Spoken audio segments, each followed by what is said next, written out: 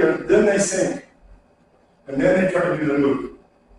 If you were wrestling or you're trying to throw the guy, right? And if I did this and I step, and then I try to sink, well, it's easy for him to catch that, right?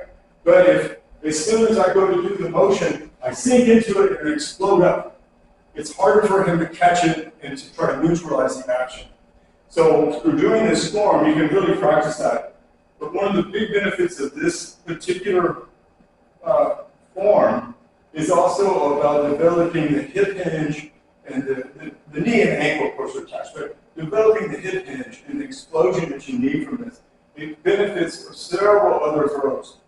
So from here, I step, and when I step with this leg, my hands are going to come together as if I'm a seized hold of something. And look, I'm going to squat when I do it, so I squat. And look, I need to be able to at least do this twice. And then when I do this action, I want to, don't do it like this. It's like I created this big hole here, right?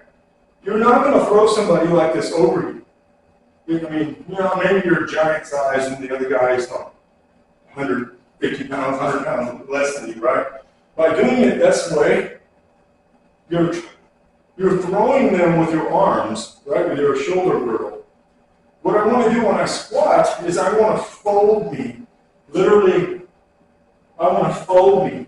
So the more I can press my torso to my thighs, and then when I go to expand the knee, I can generate all of this forward force going up. If you do it this way, you can't engage these muscles, you can't engage the hip well, and you're just dragging the person over you. So again, here, I step, and like I said, I squat right away. You see how deep I did it, and then I come up. Okay? And look, me personally, I incorporate this aspect too. I immediately go back and bend the hip hinge and the knee. I straighten me back out, and then I'll step out and do it again.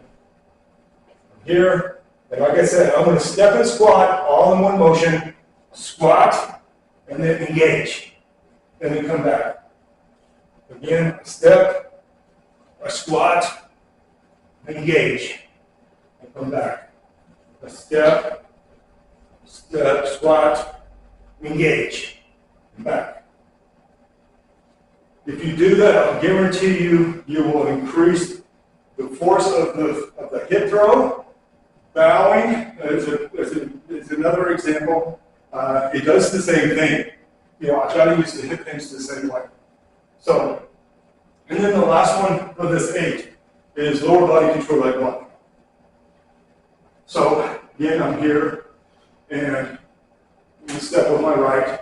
So as I step, I'm going to bring the foot out just like I did with the other, right? And then as I bring this foot in, I'm going to bring this one back up. So it's 1, 2. Right? Or you can count it as 3. 1, 2, 3.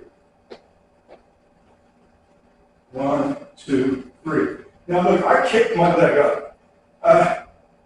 I'm practicing this hip explosion, right? I'm going to make this pop happen. In theory, I would probably come here and kick the leg straight back, right? I'd be here, I'd grab hold of the guy, come through and kick it out.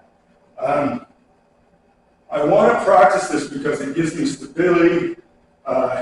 It really works this explosion, right?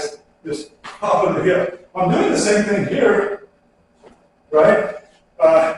This helps me to become more aware of it, more concentrated in the thinking process of making this explosion. And the more I practice it this way, the more power I can do with a low one. It's like being able to kick above your head, right? You know, or put your knee up here in your shoulder this way, you know. Wow, I'm not going to kick somebody like that, but I'm definitely going to kick them in the knee or the thigh. But if I have that range of motion, mobility, that I can put my knee up here on my collarbone, and the amount of speed and articulation of that, then it's much easier for me to kick down here, get more speed out of it. So think of it like that. So again, up here, I step, and I'm going to close the fist when I step in. And look, I'm going to cock it up. And look, I'm turned this way, and then I kick it out. And look, again, like I said, I'm putting it down here by my diaphragm. And do it again, step, kick. And it's okay if you lose your balance. Regain it. That is not static balance, that's dynamic balance, right? Shuai Chiao requires dynamic balance. So don't get frustrated with yourself. I just lost my balance. No big deal. Did I recover? Did I make myself stable? That's all that matters. The more you do that, it's not about holding this perfect position. It's about being able to perform it and not fall down on yourself. So do a couple more. Step here and kick out. And look, same thing. Raising up the head. I got the straight line. I think about lifting this, pushing down with that, stretching my back, and I twist upon the waist.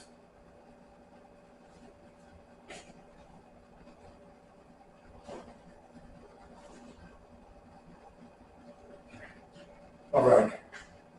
So that's those 8, and a basic description of them. I always have to practice. I'm in my 50s, so each age, age bracket we go through, we have different challenges of keeping our abilities. And I'm no different than anybody else in that regard. You got to practice. You got to understand how your body's working, and these help with that.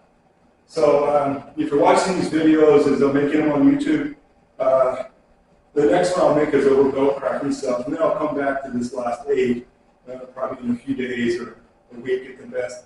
But I need to produce 2 or 3 more to kind of get things all going. So thank you for watching the video.